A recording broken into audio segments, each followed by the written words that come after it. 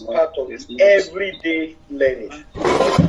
Everyday learning. Can you help us mute, please? It's part of everyday learning. So, but before going further, during the keynote address, we were told that AI has not come to take over our jobs, but to augment it. Let's look at what we have on the screen. Kodak. How many of us had encounter with Kodak, or how many of us can say one or two things about Kodak? Or if you have come across Kodak in your life, or during that time you are using Kodak film, can you type yes? And if you are just hearing Kodak for the first time, can you type no? I just want to take this poll in order to know that we are on the same page. So, okay, I can see two people saying yes, yeah, okay, okay, okay, okay, okay, okay. I can see, yeah, they are into photography. I totally agree. They are into photography. And some years ago, before the advent of digital camera, we used to have that company called Kodak. And then Kodak transformed photography from the studio into family life. And it was as a result of Kodak that we started putting pictures in our sitting room, in our living rooms, and the rest. And when you talk about Kodak, when you talk about film for your camera at that time, you talk virtually about Kodak. Kodak, as of 1996, it was found the fourth most valuable brand in the world. Because when we say United States, we mean the world. So the fourth most valuable brand. And as of 1998, Kodak sold over 85% of the photo paper, and then the film, they have the 90% market share. 90% market share worldwide. That shows that Kodak used to be a very big company. And then they had nothing less than 170,000 employees. 170,000 employees. That shows how big the company was as a cartel. But in 2012, something happened. In 2012, within a span of 14 years, something miraculously happened. What is that? Kodak filed for bankruptcy. Kodak filed for bankruptcy. That is the company that controls 90% of the market share. So is saying that they are filing for bankruptcy. Why? What happened? Before going further, let's understand what happened. And let's look at some of the lessons learned from that. Kodak failed to learn and to act very fast. And they failed to ask, what is the next big thing? What is the next big thing? What is that thing that may take you out of job? Kodak failed to ask for that.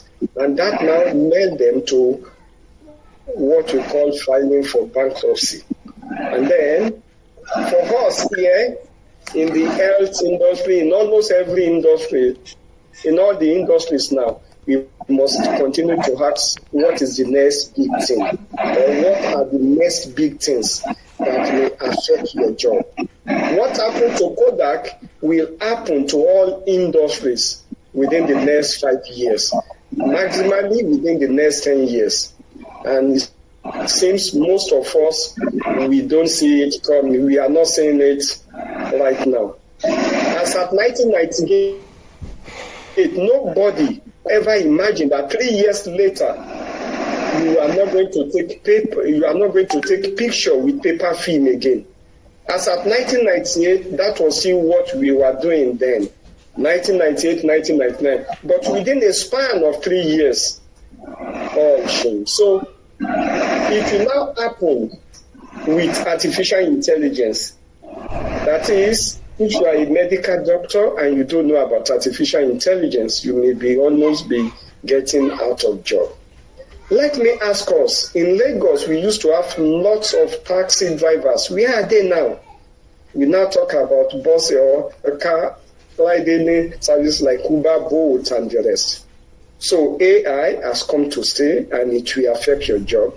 Also, it will also happen in the heads. We are now talking about electric vehicles, electric cars, and we are talking about cloud computing, Internet of Things, and the rest. So the first thing I want you to take home is that what happened to Kodak may happen to those of us in the healthcare industry or in almost all the fields. If we stop to ask for, if we stop asking, what is the next big thing?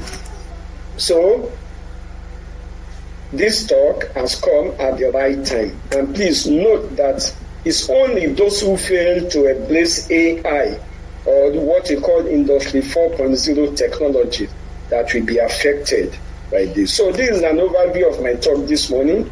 We will be exploring the exciting intersection of artificial intelligence and cancer care. We will begin that talk with an overview of Industry 4.0. What is it all about? What is Industry 4.0 all about? What is even industrial revolution? Have we anything to do with that? And then from there, we will now focus on artificial intelligence because it's one of the technologies under Industry 4.0.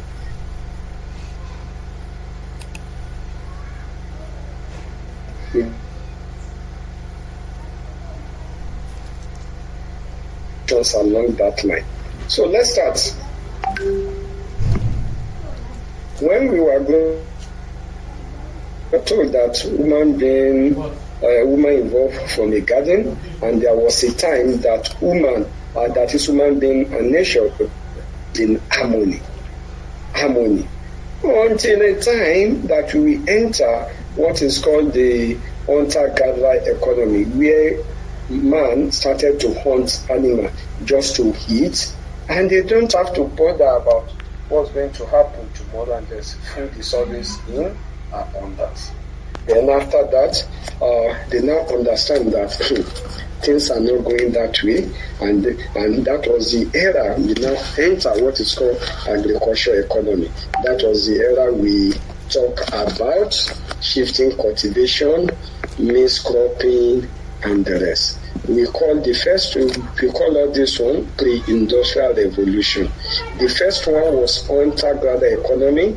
Then we entered the agricultural economy. And we now observe that even with us doing shifting cultivation, maize cropping, it has not met our needs. So you now enter an era that we call industrial economy. And under that industrial economy or industrial revolution, we are not at the fourth industrial revolution stage. Let's look at it. When you look at the screen now, look from the one on your left, on your extreme left-hand side, where we have the line. Some years ago, that used to be the utmost communication device you can ever think of. This one, you can use it to even send messages. It's only to receive audio call. But you can see the era we have now, that we have moved from just landline to what is called smartphone nowadays. So also computing devices or monitor and less. And this is an evolution. What you are now seeing on your screen is evolution. It's about a change in the manner and style of doing things. So this is what, during the opening remark, the speaker mentioned. We must look at the way we are doing things differently. So now we are talking about laptop and less mobile computing device. Very soon a generation will come, they will not even need mobile computing device like your mobile phone. Everything will be virtual. You don't need to hold any device before you establish a call. So that is so at each particular point or in this evolution stage, we must always make ourselves relevant. So the first industrial revolution has to do with man transferring ability to do work from himself to machine. That was the time we invented what is called steam engine, water power, mechanization, and less. That was first industrial revolution. As of that time, man was just thinking of transferring the ability to do work from himself to machine. Then we entered the era that we call second industrial revolution. That was the era that we started adding electronics to mechanical system. We call it electromechanical system that time. That was the era we talk about mass production, assembly line, and electricity. That was the second industrial revolution. The third industrial revolution, during second industrial revolution, let me say it in a way that we will understand better. During the second industrial revolution, most of us here can agree with me that for you to do banking then, you cannot bank in two places, or you cannot bank, once you open an account with a bank at location A, you can never go to location B to do that banking transaction. Yes or no? That was the time that they normally give us tally number. How many of us experienced that banking operation that time? If you experience this, type yes and type tally number for me to be sure that I'm talking to those who were around during the second industrial revolution. Yes, I'm waiting. Just type it on the chat box. Yes, tally numbers. Yes. Are you okay? Okay, thank you. During that time, you will agree with me that when you go to bank or when on your way to the bank, you go with a younger person and say, sit down here and take this tally number. Let's assume your own number is number 24. And once they are around 21, quickly come back home and call me. That was the era we talk about second industrial revolution. Then something happened. We enter what is called the third industrial revolution. The third industrial revolution witnessed computer and automation, and that was the era we started talking about e-banking. That was the era we mentioned email. I've mentioned e-banking now.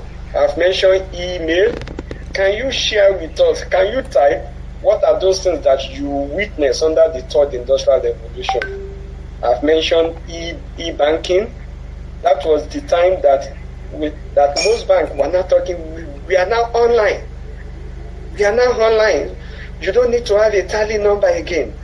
And we used to go to post office around that time to post letters and the rest. And it will take us minimally 2 weeks for you to correspond with anybody outside Nigeria. Let's say like London or Europe now, 2 weeks for the tour and 2 weeks for the letter, the snail mail to come back. So communication as of that time was very, very. So the third industrial revolution solved the problem of communication. And we started talking about e-banking, email address, e-learning. Who can remind us? What are those things that you witness or we witness under the third industrial revolution? E-meeting, yes. Fax. If yes. We also had e-agriculture. Yahoo messaging. Where Yes. you can talk to people on Yahoo and Yes. E-commerce, yes. E-meeting. So when you look at that third industrial revolution, that was the time you hear about this E for electronics. So the third industrial revolution is about information and communication technology. E-communication, e-meeting, e-banking, and so on and so forth. About e-health also, thank you, e-health. Now, we have now entered the fourth industrial revolution around 5 or 6 years ago, and at that time, we now started talking about what is called the fourth industrial revolution, and that was the era we mention artificial intelligence, Internet of Things, blockchain, robotics, and so on. And the fourth industrial revolution also changed your mobile phone. Your mobile phone now is part of the fourth industrial revolution devices. Can we compare our 3310 with the mobile phone we are having now? Are they comparable? No. No. Not at all. Because under this fourth industrial revolution, we now talk about computation, we talk about communication, and we talk about control. We call it cyber physical system. What are those things that your 3310 cannot do and your mobile phone now cannot handle sufficiently for you? Can we just list some of them? Number one, your mobile phone 3310 was just for what? Receiving, scanning, call, and just short SMS and the rest. Am I right? But now, with your mobile phone now, your scanner is on your phone, yes or no? Yes. You can browse easily on your phone now. You can do virtual meeting, you can do banking operation. So your mobile phone has changed from what it used to be, because we are now talking about the fourth industrial revolution. Let me also say that the computational power on your phone now, on your mobile phone that you are holding, is more than the computational power of it is more than that computer that landed the first man on the moon. So what we are carrying around now is so powerful. About around 2024 years ago, you hardly see any computer with 1 megabyte RAM. 1 megabyte was just too big as at that time. We talk about 36 kilobytes, 164 kilobytes, and that. Now, the RAM on your mobile phone so big. So we are now under what we call the fourth industrial revolution, and we call it Industry 4.0. So these are the technologies that you have to get used to nowadays. And the first on the list, who can type the first for me there? If you can see what we have there as number one, is what? AI. Number one is AI. Number two is what? Big data. Big data. Number three, robotics. Number four, clean energy.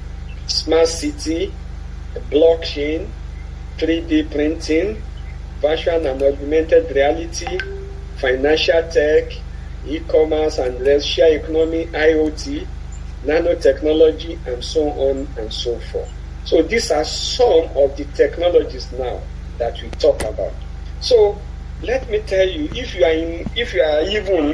a lawyer now and you don't know about AI, you are just going to experience what Kodak experienced. Who can tell me what Kodak experienced according to the earlier part of my presentation?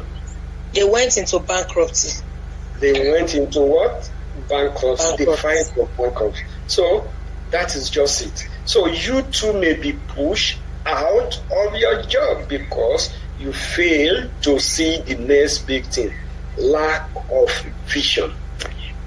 Lack of vision. I also want to use this opportunity to tell some of our parents that when your kids, when they come home and say, Daddy, I want to study this, I want to study artificial intelligence, I don't want to, all those traditional fields that we are used to, they are almost going into extinction.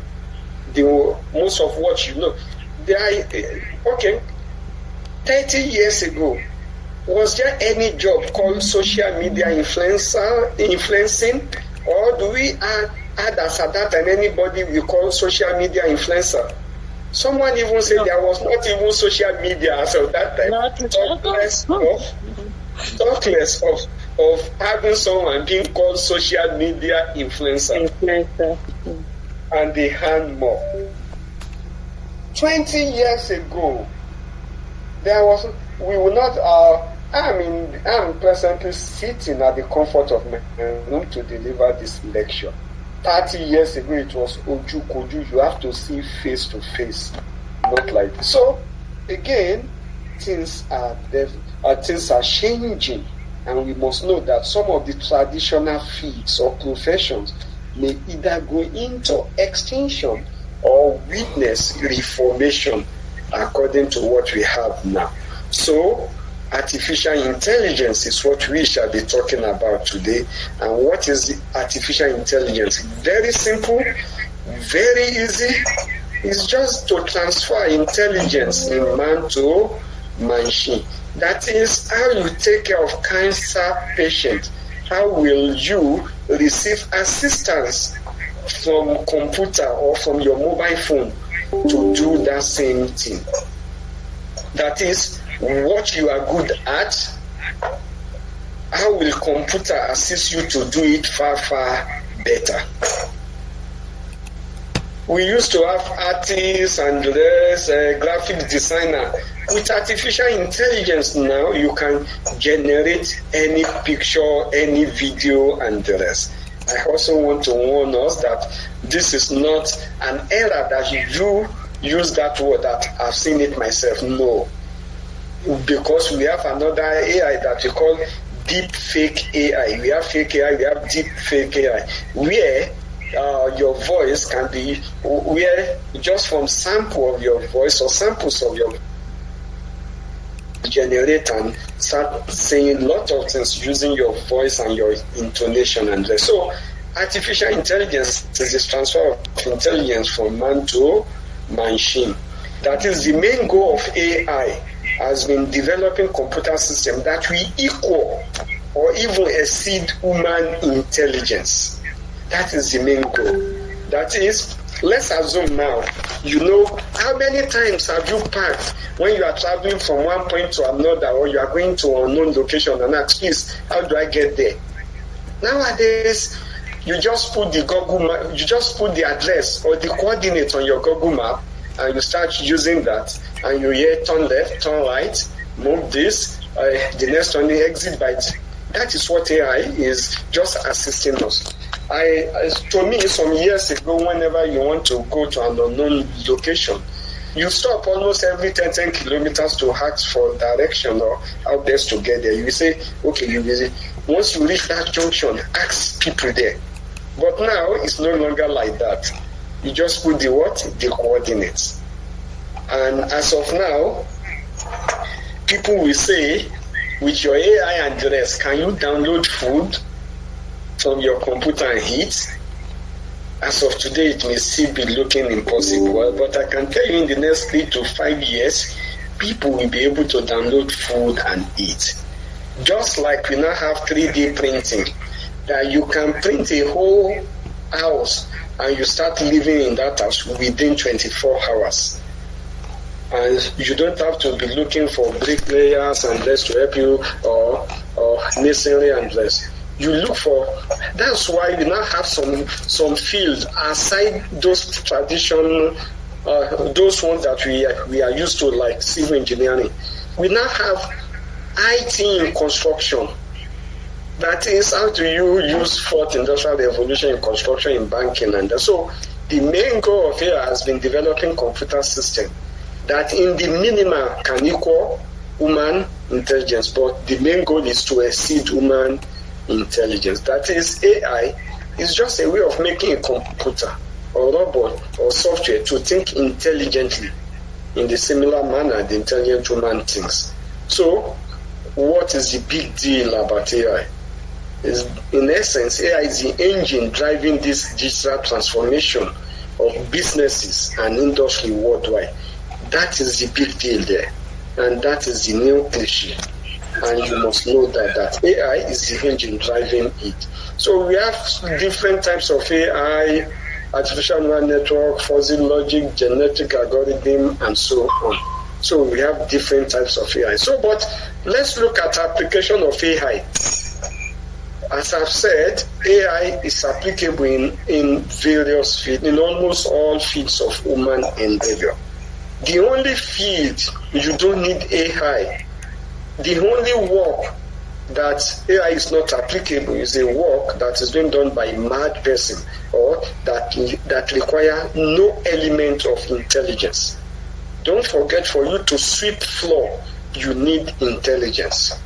Just to sweep any environment. So anything that needs a bit of intelligence, then you can use AI. So AI is applicable in education, in healthcare, in business, in finance, in manufacturing, in law, and so on and so forth. So let's just look at AI in health. Artificial intelligence has a major impact across major industry, especially in healthcare. And rather, this evolving technology has become part of our daily lives in ways we can never imagine. So AI and robotics will assist in healthcare, e.g. in keeping well, in early detection, AI can assist. In diagnosis, AI can assist. Don't forget, can augment as of now. Augment. We are not saying it's going to take us out of the job. Boom. No. As of now, augmentation, assisting. AI can assist in decision making, in treatment, in end-of-life care, in research, in training. Especially in training. AI can assist in all these areas and less. Again, what you are seeing on the screen now is AI in healthcare. In mining medical records, virtual healthcare assistants, in chatbots, AI can help you chat with your patient, clerking your patient, and less, assisting in monotonous tasks, just anything you can think of. AI has come to stay, and as of now can augment. So again, smart electronic record, you don't have to read all the record. AI can proofread and assist you in helping you to do disease identification, diagnosis, and personalized treatment in epidemic outbreak prediction, patient monitoring, and so on. And it has great relevance in medicine and the rest. And then can help you to predict heart attack. Just anything can help you analyze, can do any in drug discovery and the rest. So AI can also help in interacting with patients and can do it better than you and me. Don't think AI doesn't have emotion or robot and the rest. We have what is called responsible AI. We have what is called ethical AI and the rest. Let's now look at AI and cancer care. And how is AI being used in cancer care? That should be the first question I know you will have in your mind to ask me. Number one, AI can assist in what is called image analysis, can analyze mammogram, X-ray, CT scan, and other medical images with impressive accuracy, more than what you and me can do. Apart from that, AI can help us in basically early detection and diagnosis, and as for risk stratification, AI can analyze patient data, identify individuals with higher risk and risk, and then personalize medicine. That's what we want that now, and AI can assist with that. And then clinical trial machine, AI can analyze patient data to match them with suitable clinical trials and less. So again, in treatment planning and decision support, that's another area. Number one, the first one is about early detection and diagnosis. AI can assist with that. And the second one is treatment planning and decision support. AI can assist you with personalized medicine and that. And then in drug discovery and development, don't forget it's about target identification. So AI and artificial intelligence will be able to analyze massive data sets of genetic and molecular information and identify potential target for cancer drug, which again, you use it for drug design and optimization. And on patient monitoring and risk stratification, AI can also assist that, analyze data to monitor sign of cancer recurrence after treatment. And again, you can use it to stimulate or simulate what is going to happen after some time. So you can use it for prediction and risk assessment based on data and less. So let's look at some of what what we have out there, AI for cancer detection and diagnosis. Don't forget, it has enhanced accuracy more than you and me, reduce missed cases or wrong classification and flagging, and again can assist us in flagging suspicious area or areas for radiologists to review more closely, and then can analyze medical images, can assist us in streamlining our workflow, especially if in your clinic or in your own center you are talking about improved efficiency. That means faster screening and diagnosis time and less. AI will definitely do that. So let us just look at some of the work that I have done in the fight against cancer. I have a brief of some of the work here, and I will just take one and talk about it in detail. The first one, breast cancer detection, and then cervical cancer detection and diagnosis, and developing a low-end cervical cancer image acquisition and analysis system. I will talk about that now. So just hold on.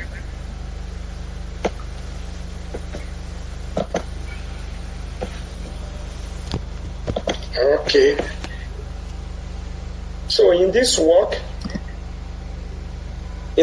particular work, our idea is to use artificial intelligence to contribute our own quota to development of cancer care to fight against cervical cancer, especially for those in low-income countries like Nigeria.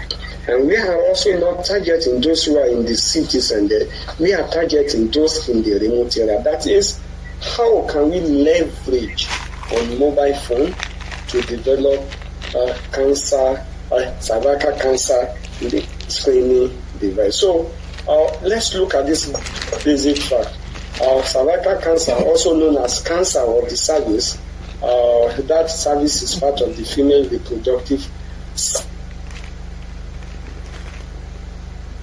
in this image. So that's what we have done over time, and I can tell you that we had a successful work, and this is the result of some of what we have done. So we have for the sensitivity, for the specificity and accuracy, you can see what we had there. So the whole idea is that AI has come to assist us in the fight against cancer, and this is just one of the numerous work we have done in recent times. So our application, our mobile app is available, and we hope to deploy it there, but as of now, it's still a lab model. So this is what we have as our setup initially, and then this is the final one that we are coming up with.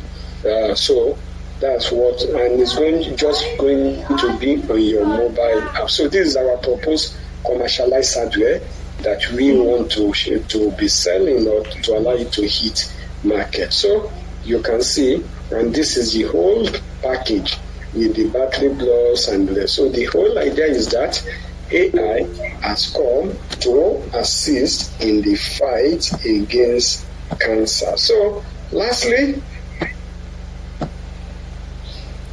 so as to round up and not, so we also had we published a lot of works around there, and then there's some of our work are here and available online. So lastly, don't forget that it doesn't matter how many resources you have.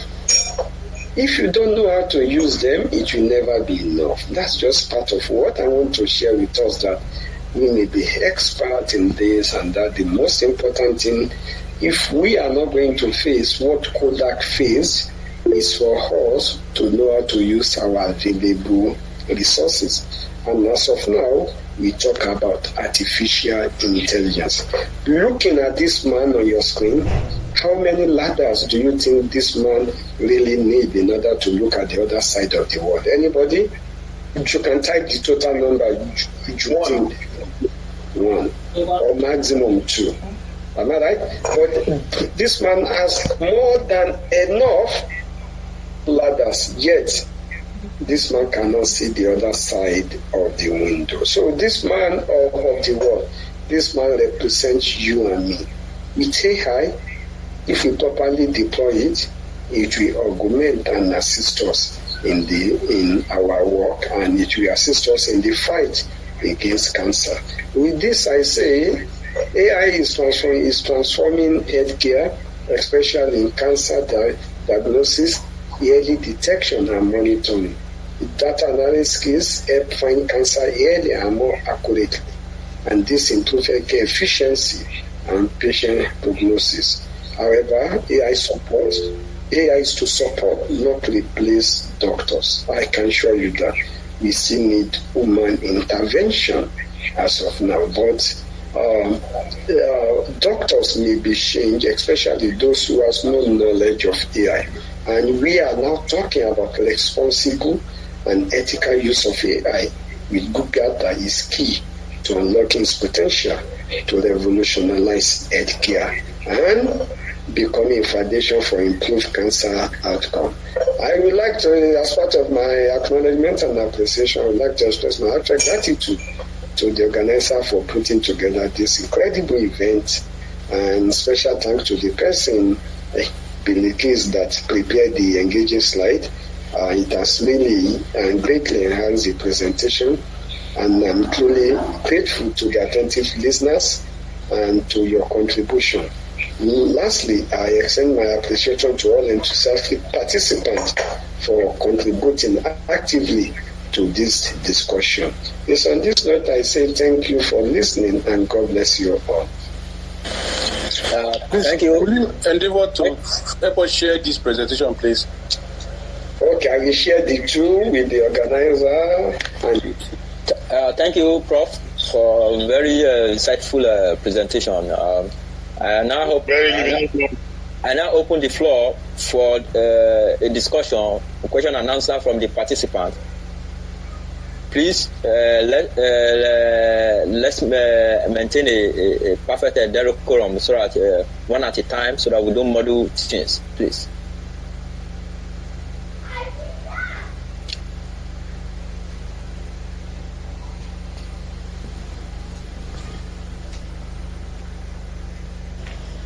I think what you should do, there are some people who raise their hand. Why not go through and call their name one after the other, so it will not be too rowdy. I've not seen that. Okay, yeah, okay, yeah, okay. Chemical, who is chemical science and tech? Could you please ask a question? Unmute yourself and ask your question. Okay, chemical science and tech.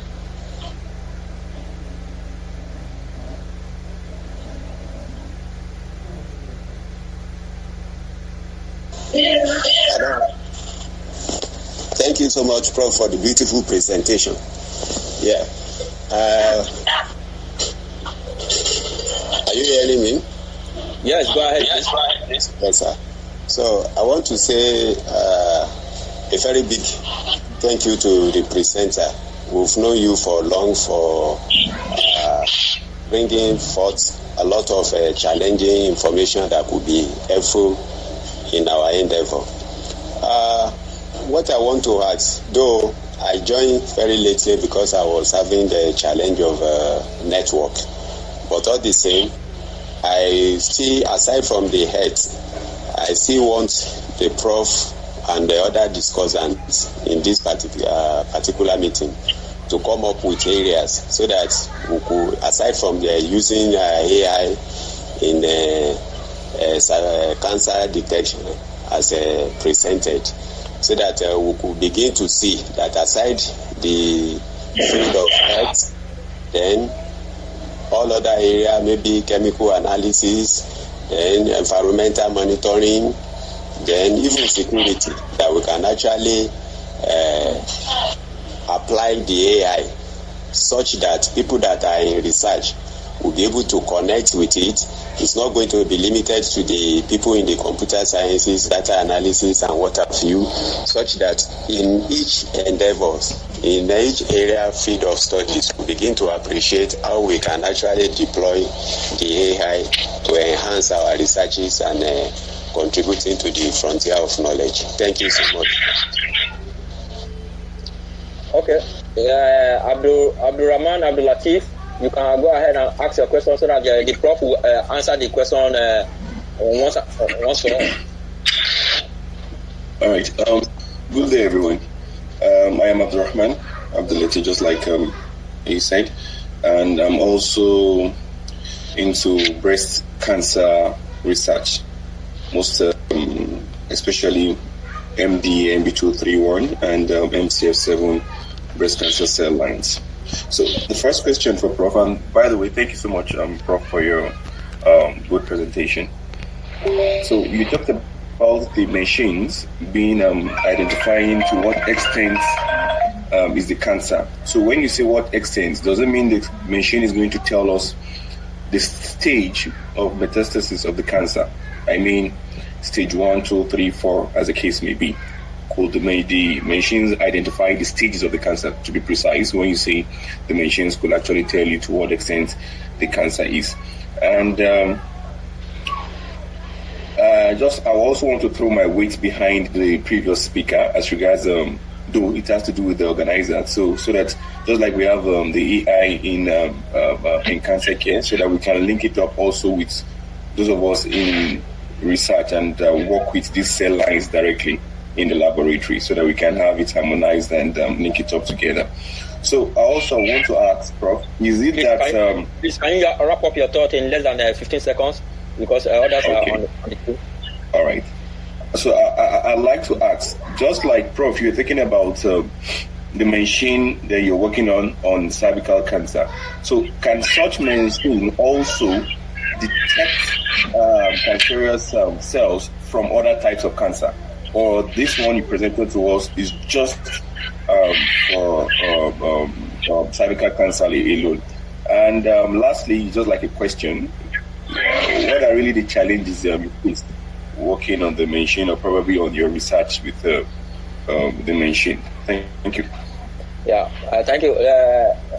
Prof, do you want to take the first 3 questions, or you want to accommodate more questions before you answer them all? Professor Guido? Okay. It's been locked out. I am still here. Yes, I'm still here. I will take these 2 questions first. Okay. Yeah, okay. Number 1. Let me start from the last question, challenges first. And simple question is that the one I've presented has to do with only cervical cancer. But a lot of numerous work from different people from all over the world working on cancer detection, on application of AI in the fight against cancer. So once we Google it, we will see. But the one I've presented is only on cervical cancer. We also had some work on breast cancer also, where we use machine vision and rest. On the challenges, again, a lot of challenges. Number 1, if you are not a bit into embedded system or electronic, interfacing your software with the hardware is 1. And then 2, again, we had that issue about data set, local data set in Nigeria. AI work with data, and until you get that data set, it may affect your accuracy and this. And don't forget, in some part of the world, in some part of Africa, in some part of sub-Saharan Africa, we don't keep data. So now trying to get data from a community that is alien. Yes, I need very big data set, no doubt about that. So in some part of the world where we don't keep data, that will be challenging. So that's another. So those are 2. Level of diagnosis that we are working on is just to tell us we actually put about 6 stages from the mild one, which is stage 1, to stage 6, and say this has been the level of the of it in this particular person. That is the level of diagnosis, and then AI in different fields. It's we that we are working. So one thing I will also employ us is, if there is another thing I want you to take home apart from being visionary and being proactive, is to adopt what is called learning, unlearning, and relearning. That is lifelong learning.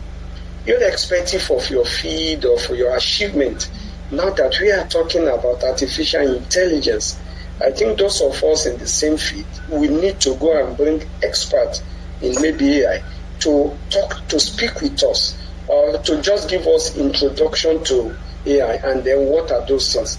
Those experts in AI may not be able to apply it in our own field. That's where we talk about domain knowledge experts. Irrespective of how I know AI and less, I cannot apply it in your field without someone from your field being in the team. Anybody. Let me also demystify one thing. For some of us that participated in the second industrial revolution, at the onset of third industrial revolution, we were forced to go and learn computer. And as of that time, we talk about what is a computer. List 5 input devices, list several output devices. That's what we first of all learned. Now, we have democratized computer now and then computing, that our kids that are using our mobile phone, they never had that opportunity to learn about computer before using it. That's what, but you could see in our own time, you have to go and learn computer first, and they have to make it compulsory in the university. So AI now, and irrespective of your field now, do you need a computer or not? Yes, a typist. Even most of our vehicles, electric vehicles, the brain box and the rest, they are. So what I'm just saying is that computer, as of now, is a tool to all of us. So also artificial intelligence, irrespective of your field, you can learn the basics of AI so that you learn how to apply it in your field. So anybody can learn AI, but again, you don't have to be an expert in AI before you apply AI in your field. By collaboration or collaborating with others, you can come up with something good and you can know more about AI. When I say we work on cervical cancer, there must always, we had experts in that field. We had about 3 or 4 of them also working with us. Our own is just to bring AI, and yours is to bring your domain knowledge. AI is to bring the knowledge in your own field, and we work. So by collaboration or collaborating with others, you can solve that problem of AI. So AI is applicable to all fields. And then even in research, we have some AI tools that can help you with literature review, can help you analyze papers, can help you do a lot of work. So we just need to collaborate with others. And again, nobody knows it all. But by collaborating with others, we can leverage on their own expertise and also and come up with something very good. Thank you.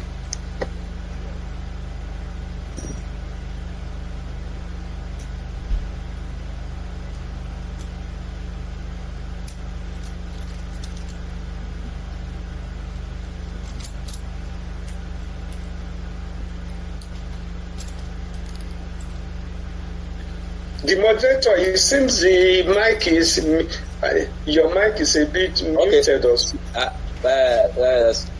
Sorry. In no particular, Fatah additional Badru, please unmute yourself and ask your question within 30 seconds, please, so that we can accommodate other participants. Thank you. Well, I'm a clinician. Brother Musa, thank you very much for the wonderful presentation. I just wanted to talk about detection of using AI in cancer care.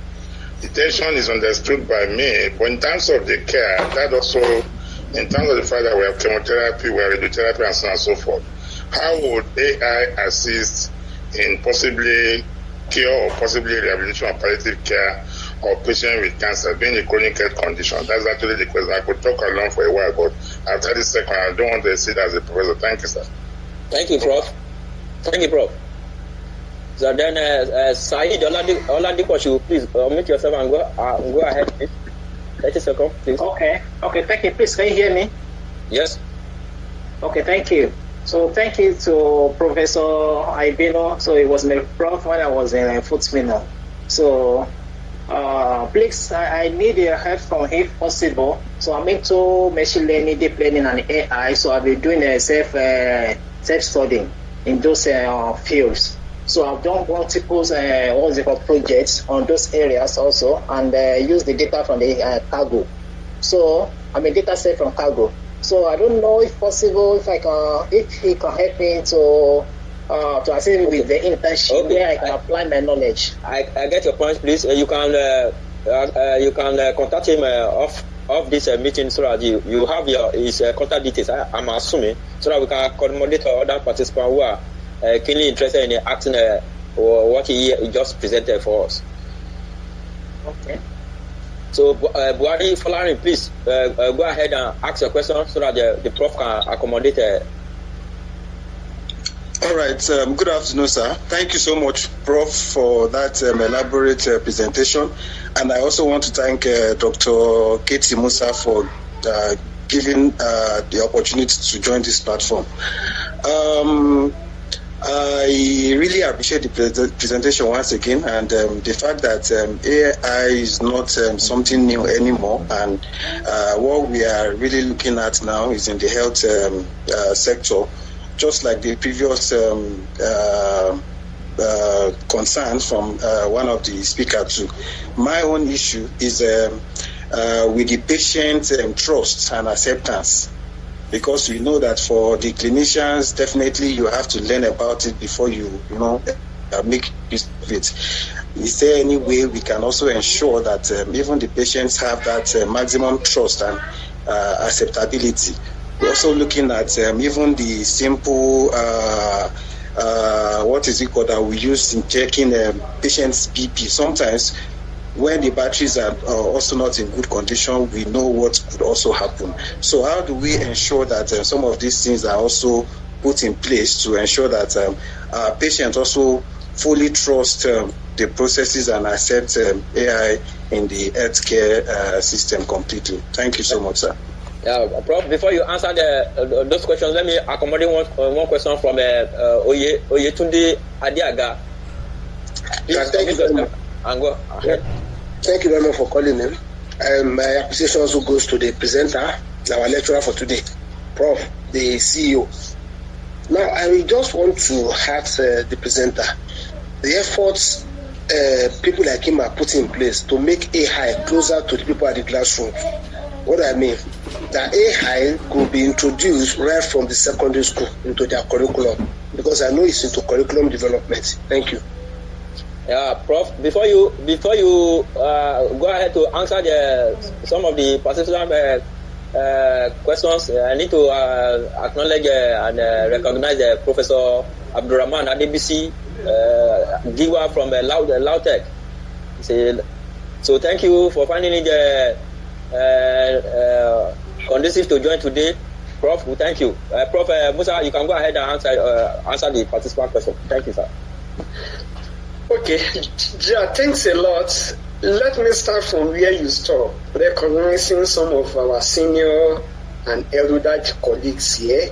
I cannot go through the names and the rest, starting from Professor Adiaga himself that asked the last question, to Professor Ibisonim, to Professor Abdulwahid Musa, to Professor Abdul Samad Umaru Jibia. So please, if I miss or omit your name, it's not deliberate. Dr. Fagbenu and so we have a lot of our senior colleagues here, Dr. Bushra Ojoye, and so on and so forth. So please, Dr. Ladejo, you are also. So please, to our brothers, our senior colleagues, to Professor Imam, you are. Hello, hi. Hi, man. How you doing? I'm fine, man. So, great lecture.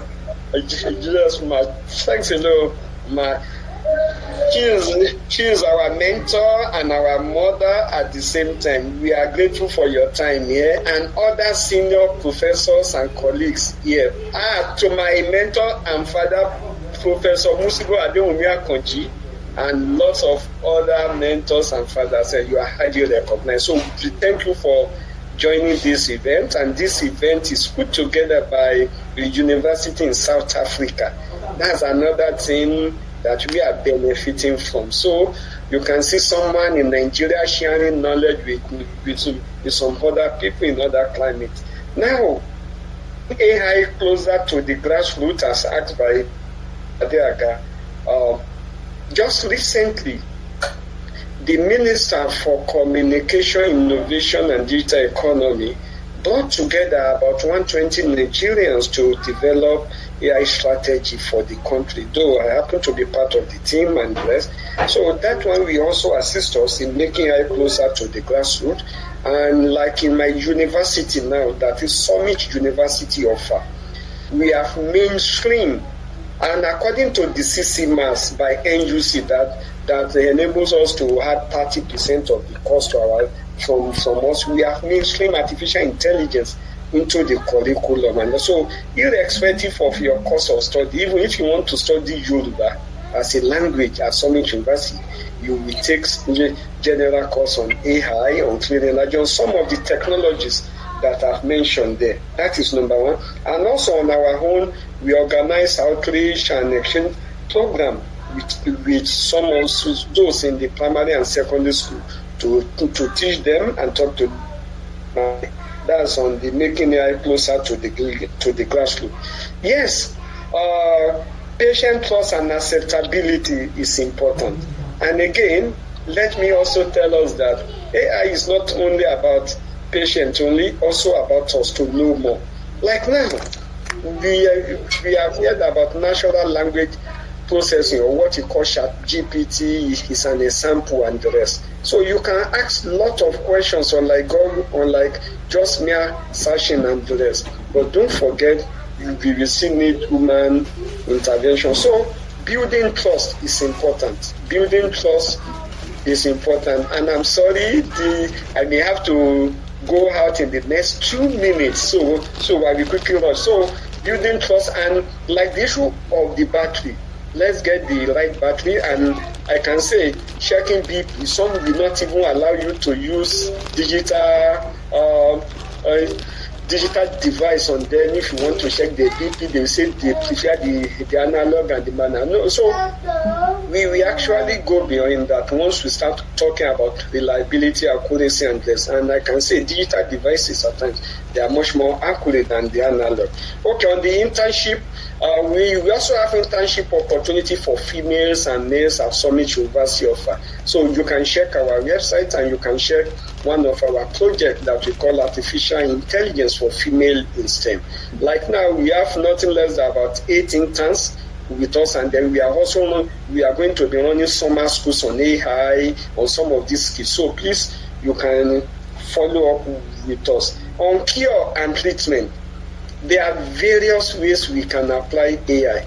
AI may not do chemotherapy for us, but it may assist us in determining to what level, what are the information we need and less. So again, cure is totally different. So as of now, what I say, diagnosis and treatment now is that you can apply AI in various aspects of cancer treatment, from early detection to even drug recommendation or recommender system to monitor. But what I have presented is that AI is applicable in all aspects of cancer treatment. What we just need to do is, one lecture like this may not really do the whole talk. Let's get across to experts in other departments. It's not about it's not about team science, that is collaborating with others in other fields so that we work together. But let us know that AI is applicable in all aspects of cancer treatment. As I've said,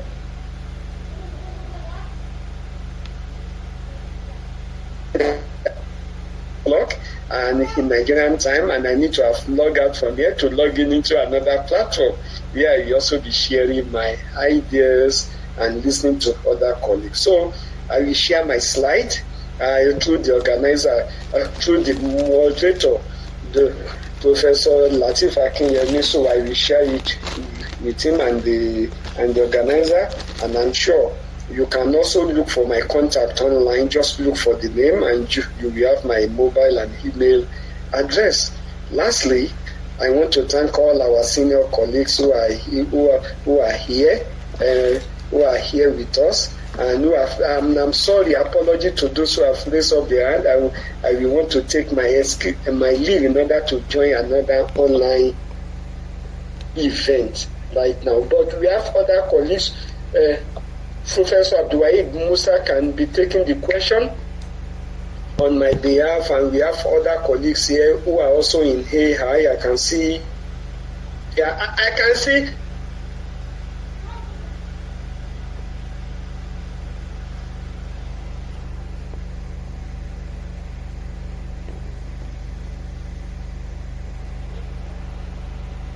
Yeah, thank you. I'm from Saudi Arabia, please. You can take other questions, and then Professor Abdulwahid Musa also can continue. Thank you, Prof.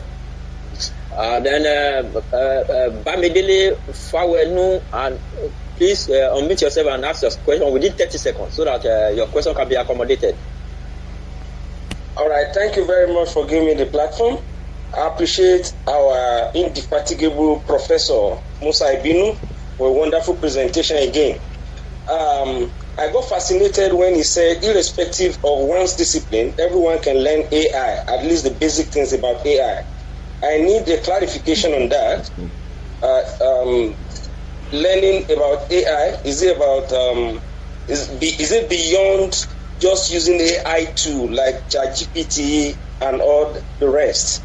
Because I've received prompts here and there online for certain short-term courses on machine learning, and my background is not basically from ICT and computers.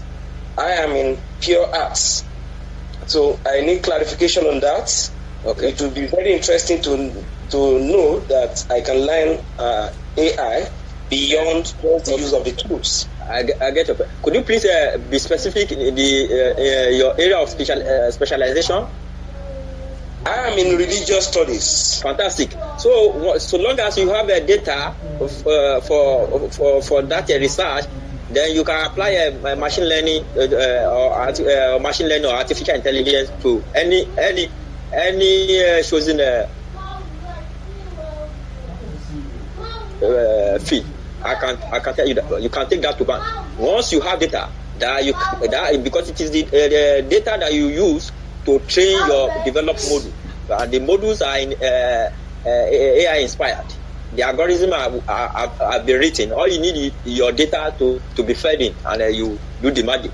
The modules will do the magic for you. So I hope that clarifies. So if you want a further clarification, you can contact me. I can shed more light on that. So I want to accommodate other participants who want to ask a question.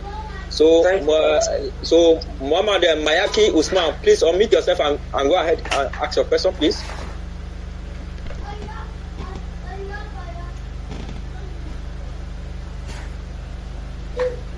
Hello, unmute yourself.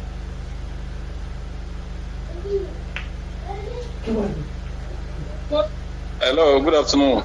Good afternoon. Please, what I just want, I want to thank the Prof for his presentation.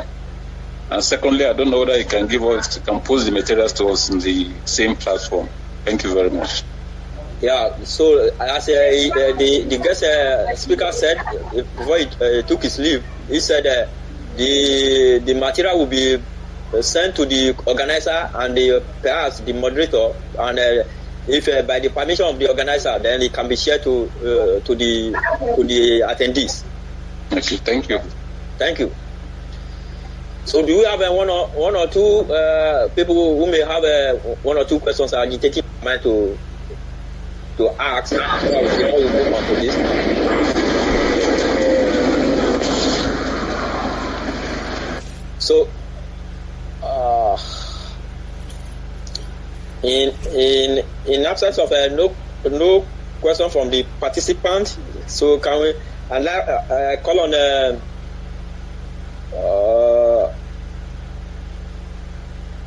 Professor Air Commodore retired Bashir Adam Yakasai to give a goodwill message. Do we have a prof on the platform? Professor Bashir is not with us, but you can continue with that, sir. You can give the goodwill message and close the meeting.